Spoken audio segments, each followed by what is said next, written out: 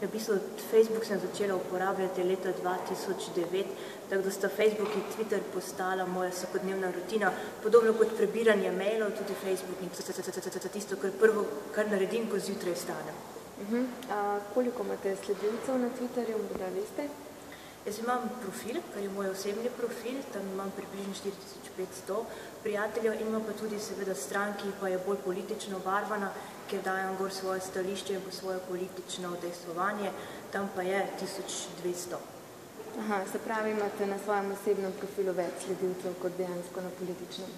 Jaz svoj osebni profil imam v bistvu že od leta 2009, se pravi, da so to moji prijatelji, moji sošolci iz gimnazijskih časov, moji sosedje, tako da v bistvu so se ti prijatelji tudi z drugih držav nabirali skozi vsa to obdobje in seveda tisto moj socialni krog. Imate ta del zaklenjen ali odprt za javnost? Določene stvari so javno objavljene, določene so pa tudi take, ki so vidne zgolj mojim prijateljem. Kaj objavljate vse na tem političnem Twitterju? Razne politične stališča, potem različne dogodke, ki se jih udeležujem, poslanska vprašanja, tako da poskušam ljudi čim bolj informirati o tem, kar počnem kot poslanka. Kako pomembno se vam zdi sodelovati na tem socialnem omrežju kot političarka? Ljudje vedno bolj spremljajo vse, kar se dogaja na teh spletnih družbenih omrežjih. Mislim, da je to izjemno pomembno orodje, ko lahko tudi politiki svojim volilcem in pa svojim državljanom sporočamo o tem, kaj vsak dan počnemo. Se vam zdi, da se Twitter kdaj zlorablja? Grejo kakšne besede kdaj čez mejo? Sama se tega takšnega načina komunikacije ne poslužujem. Nisem zasledila, da bi se zlorabljal in tega čim manj. Tudi pri drugih niste zasledili nečesar takšnega, kar bi rekli, da morda ni primerno za tja, ker je vendarle iz politikov.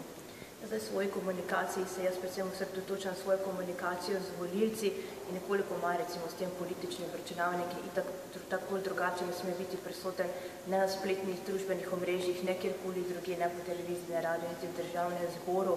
In tista neka normalna komunikacija bi morala biti vodilo pri našem delu. Kdo se vam pa zdi od slovenskih politikov najbolj vpliven twitteraš? Ja, mislim, da nas je kar veliko takih, ki smo tako ali drugače prisotni na spletnih družbenih omrežjih in težko je zanajti tistega top, ki bi bil najbolj aktiven na teh. Pa če bi morda koga izpostavili, vendarle nekateri imajo več 10.000 sledilcev. Komu vi sledite tudi recimo iz političnih krogov? Vsem, le nekaterim? Jaz poskušam preko teh spletnih družbenih omrežij slediti čim širšemu krogu. Ne samo politikov, ampak tudi medijem, tudi novinarjem, tudi celotni družbeni in civilni sferi in predvsem tudi svojim prijateljem, svojim znanцem, svojim volilcem, ker gre to za oboje stransko komunikacijo. Tako na eni strani kot politiki sporočamo svoja stališča, je tudi pomembno, da čim bolj razberemo, kaj si pa državljani mislijo o našem delu in nasploh o družbeni klimi, kajti veliko različnih stališč, različnih razmišljanj tudi sami preko teh spletnih družbenih omrežjih posredujejo v svet.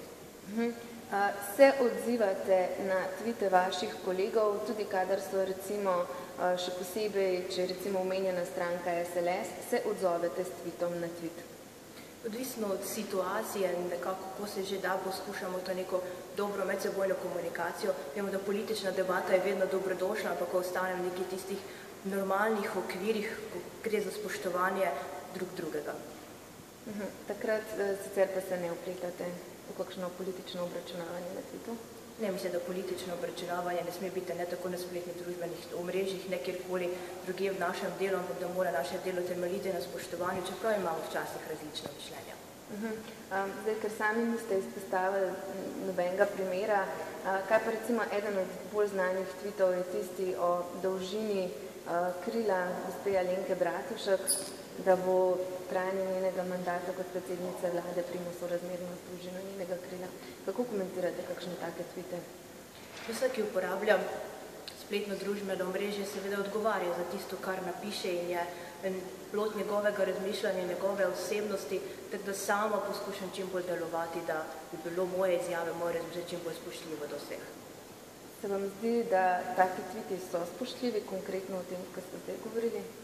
Mislim, da se mora to v prvi vrsti sprašati vsak pri sebi, ali ko da neko stvarno spletno družbeno mreže, ali je dovolj spoštljivo, da ga lahko objavi, da ne bo mogoče s tem koga prizadel. Kaj pa menite o tvitanju med sejami Državnega zbora? Tega se čim manj poslužujemo. Seveda je tvitanje pa objavljanje na Facebooku zelo dobrodošlo, ko recimo imaš tiste posamezne trenutke, da objaviš, kar se zdi sami sledilcem na Twitterju in na Facebooku pomembno. Mogoče, da se zgodi tudi kaki tweet vmes med sejo Državnega zbora, ampak verjamem, da mogoče takrat gre za kaki pomembno sporočilo, ki ga želiš posredovati. Kako pa komentirate socialno omrežje Facebook? Na njem se povezujejo podobno misleči ljudje, ki se morda v realnem življenju niti ne bi srečali, ampak recimo zelo so se povezali takrat, kadar so bili protesti, prek Facebooka so pozivali k protestom. Morda komentar na to? Je to politično orožje v rokah ljudi morda?